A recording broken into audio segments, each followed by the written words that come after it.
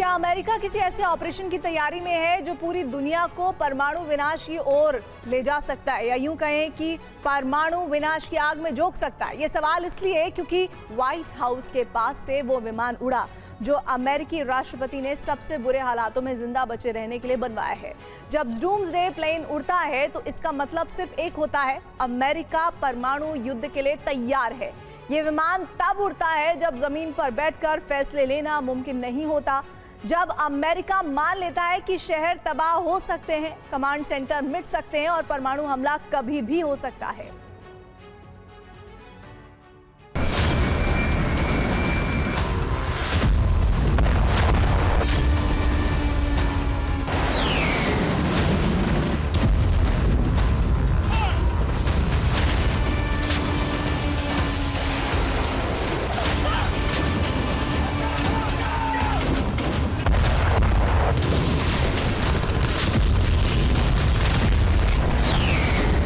आसमान में एक जहाज उड़ा और धरती पर दहशत फैल गई।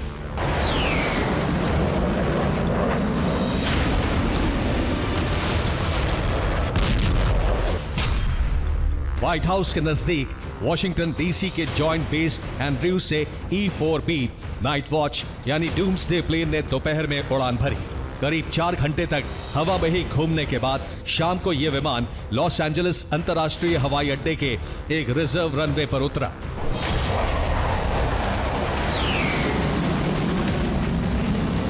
अमेरिका में डूम्सडे विमान उड़ा तो धरती पर आए किसी बहुत बड़े संकट की दहशत फैल गई।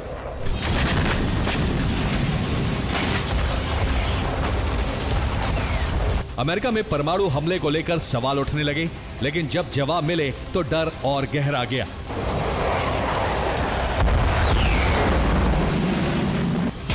क्योंकि यह कोई आम विमान नहीं है, यह अमेरिका का उड़ता हुआ युद्ध मुख्यालय है।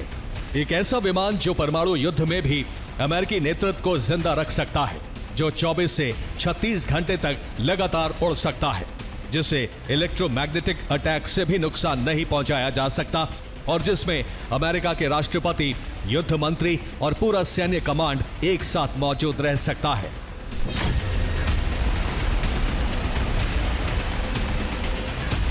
और अब पुष्टि हो चुकी है कि इस बार डूम्सडे की उड़ान रेगुलर उड़ान नहीं थी।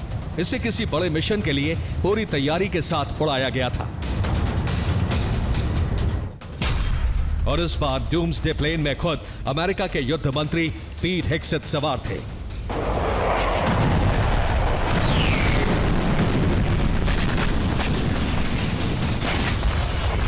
इतिहास गवाह है कि E-4B नाइट वॉच सिर्फ एक बार असली आपात स्थिति में उड़ा था, 9/11 के बाद।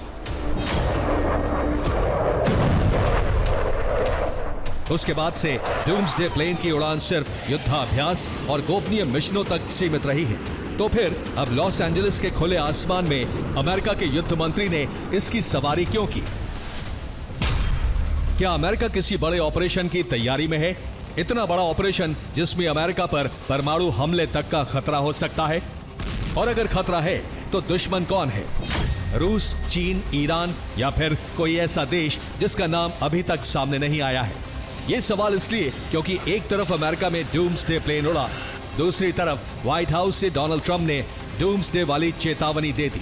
सुना आपने, ट्रंप ने 3 बातें कही और ये तीनों बातें ऐसे जंगी शोले भड़का सकती हैं जिसमें अमेरिका को डूम्सडे प्लेन का इस्तेमाल करना पड़ सकता है।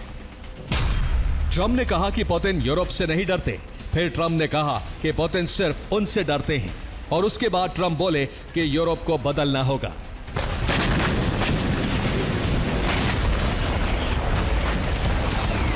ट्रंप का यह बयान सिर्फ बयान नहीं है, यह पूरे यूरोप के लिए अल्टीमेटम है। या तो अमेरिका की शर्तों पर चलो या फिर अंजाम भुगतो। और यही वजह है कि अब यूरोप में अमेरिका के खिलाफ असंतोष साफ साफ दिखने लगा है। नेटो के भीतर दरारें उभर रही हैं। फ्रांस में नेटो से बाहर निकलने पर संसदीय वोटिंग की तैयारी हो रही है। और इटली के प्रधानमंत्री जॉर्जिया मेलोनी ने साफ साफ कह दिया है कि ट्रंप रूस का नाम लेकर यूरोप को लंबे समय तक ब्लैकमेल नहीं कर सकते। ट्रंप का हालिया बर्ताव देखते हुए यूरोप के देश अमेरिका पर भरोसा नहीं कर सकते और यूरोप को सीधे रूस से बातचीत शुरू करनी होगी। यानी ट्रंप के खिलाफ रूस से लेकर यूरोपियन यूनियन तक हर जगह असंतोष बढ़ता जा रहा है। लेकिन ट्रंप को इससे कोई फर्क नहीं पड़ रहा। वो ताकत के दम पर विस्तारवादी एजेंडे को आगे बढ़ाने में लगे हैं, चाहे इसके लिए कुछ भी क्यों ना करना पड़े। सुना आपने, डॉलर के दम पर या फिर बमबारी करके ट्रंप ने साफ साफ कहा है कि वो ग्रीनलैंड पर अमेरिकी कब्जे के लिए कुछ बड़ा करने वाले हैं। डर आज अमेरिका की रणनीति है। लेकिन इस बार ट्रंप ने ग्रीनलैंड को लेकर ऐसी बात कह दी है जो ना डेनमार्क को पसंद आएगी और ना ही यूरोपियन यूनियन के बाकी देशों को। इससे साफ साफ और क्या कहा जा सकता है, ट्रंप ने कठिन तरीके का इस्तेमाल करके यानी मिलिट्री ऑपरेशन चलाकर ग्रीनलैंड को हासिल करने की पूरी योजना बना ली है। लेकिन इटली की प्रधानमंत्री जॉर्जिया मेलोनी ने ट्रंप को बता दिया है कि अमेरिका का ऐसा कदम बात बिगाड़ देगा। मेलोनी का यह बयान यूरोप की नई रणनीति का संकेत है, एक ऐसा यूरोप जो अब अमेरिका पर आंख मूंद कर भरोसा नहीं करना चाहता। ट्रंप भी अब अपने मिशन में नेटो को शामिल नहीं करना चाहते, यानी अमेरिका और यूरोप की दोस्ती टूट रही है।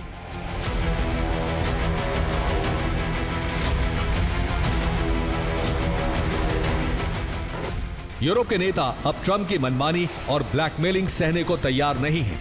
मतभेद अब खतरनाक स्तर तक बढ़ गया है और इस बीच डूम्सडे प्लेन की उड़ान दुनिया के लिए अच्छा संकेत नहीं है।